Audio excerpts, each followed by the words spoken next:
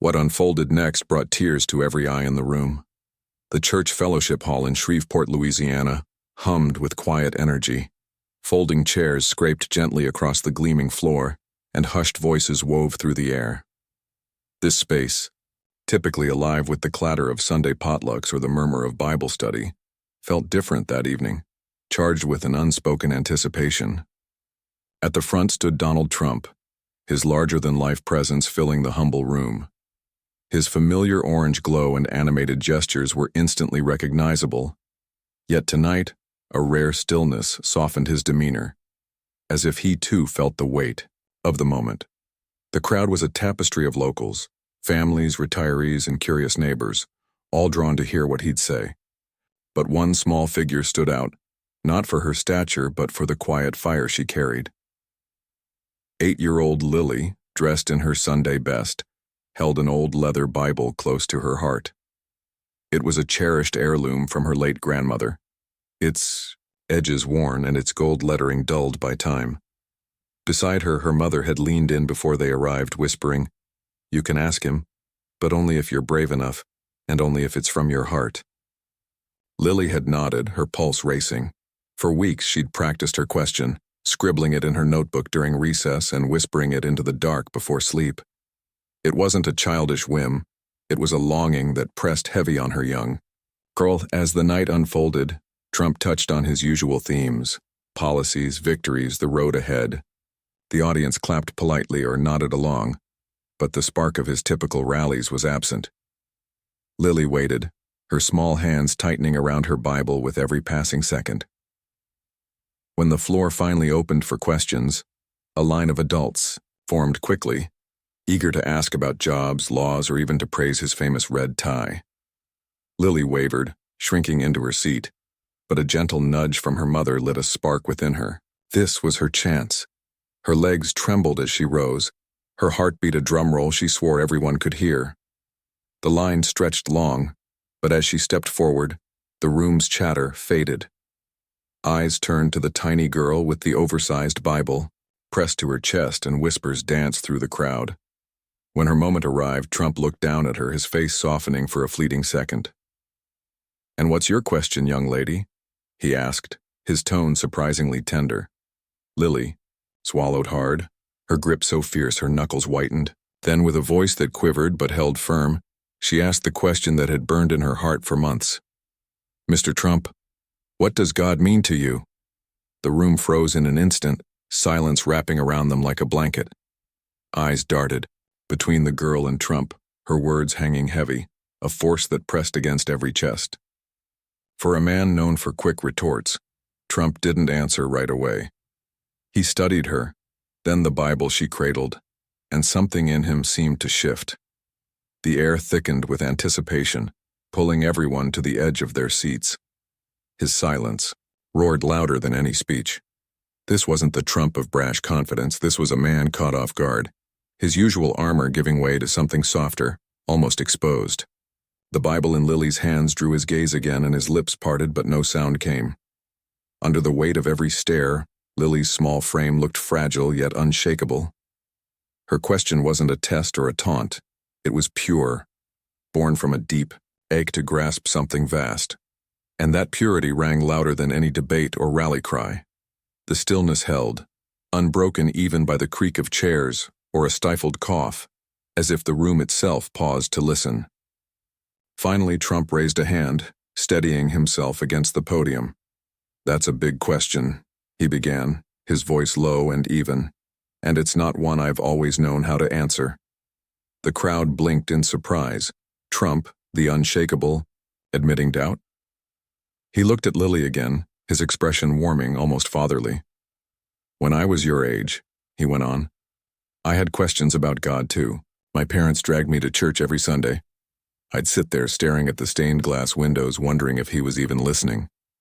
He paused, glancing at the audience as if testing the waters, his fingers tapping lightly on the podium.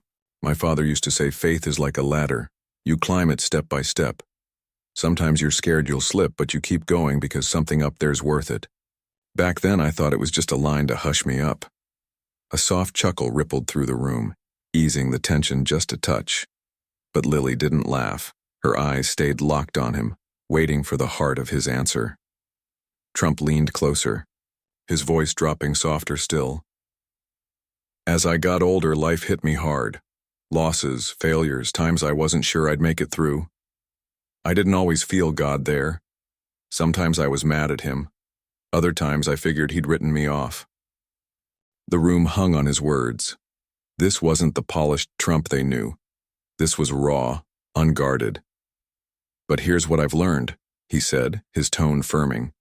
Even in my darkest moments when I felt alone, faith wasn't about having all the answers. It's about trusting there's a purpose even when you can't see it. He turned to Lily, whose grip on her Bible had eased, her eyes shining under the lights. To me, God's that purpose, he said slowly.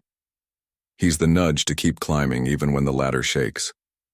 Before his words could fully land, Lily's eyes brimmed with tears. A murmur stirred through the crowd, sensing something rare unfolding. Her tears fell softly at first, a single drop tracing her cheek as she hugged her grandmother's Bible closer. Then her shoulders quaked, not from sorrow, but from something deeper. Trump's words had unlocked a piece of her heart she'd kept hidden.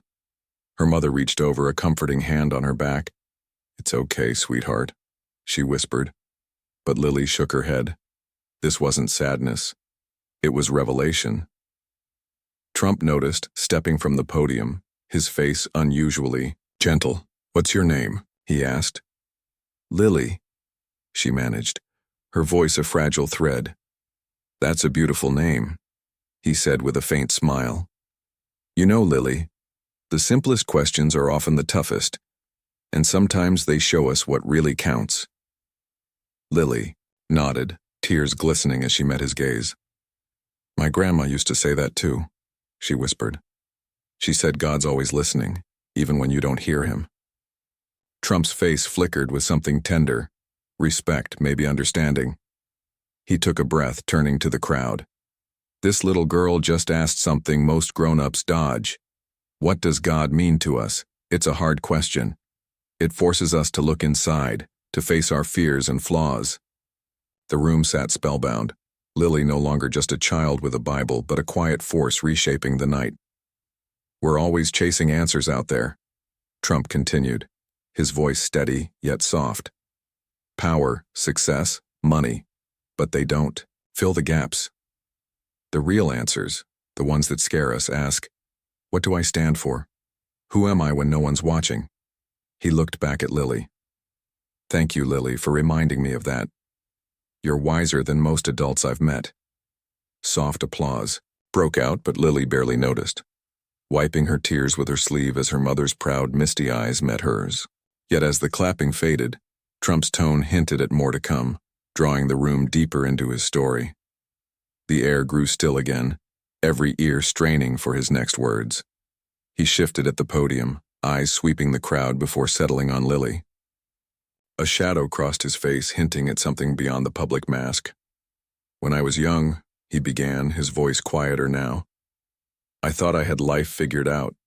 Big plans, big dreams. But one moment showed me how little I really controlled." The crowd leaned in, sensing a rare glimpse behind the curtain. "My brother Fred," he said, "was the kindest soul I knew. A light I couldn't match. But he had struggles, demons, we couldn't chase away no matter how hard we tried." His voice caught and he cleared his throat. "When he died, I was furious. At him, at myself, at God. Why take someone so good and leave me here?" Lily watched, her young face wise, beyond her years as the room mirrored her rapt attention. "For a long time I turned my back on God," Trump admitted, gripping the podium. "But one night I saw Fred in my mind, smiling that goofy grin of his, saying, 'Don't be mad, Don, you've got work to do.'" The silence pressed in, heavy and alive. "That's when I got it," he said, voice steadying. "Faith isn't about knowing why, it's about trusting there's a reason. Maybe Fred's job was to teach me that." He turned to Lily, softening again. "So, what does God mean to me? He's the reason I keep going, the hope in the dark." Lily stood taller, her tears gone, clutching her Bible like a lifeline.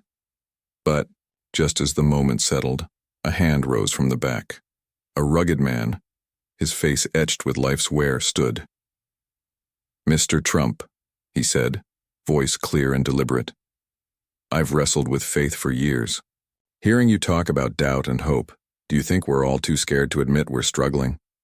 Trump paused, then leaned in. "Yeah, I do. We act tougher than we are. Faith's messy. It's not about being perfect, but about pushing forward even when you're lost." The man nodded, easing back into his seat as a murmur of agreement spread. Then Lily's voice cut through, small but steady.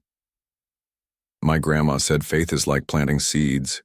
You don't see them grow right away, but you trust they will." Trump's smile warmed the room. "Your grandma was a smart lady.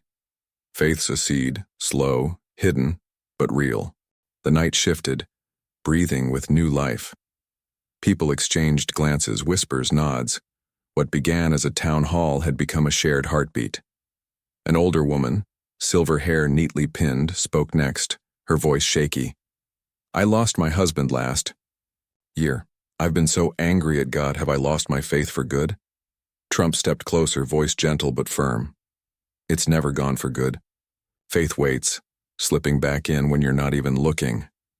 Tears shone in her eyes, and around the room, tissues dabbed cheeks, hearts quietly stirred.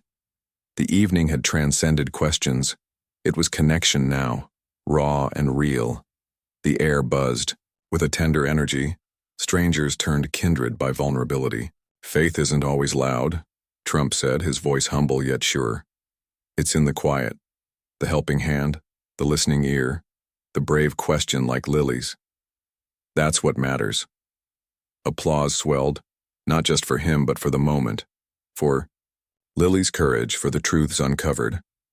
As it faded, he leaned in one last time. "Ask yourself what faith means to you. Don't fear the answer. It's not about certainty but belief. Hold it close. Let it grow. Share it."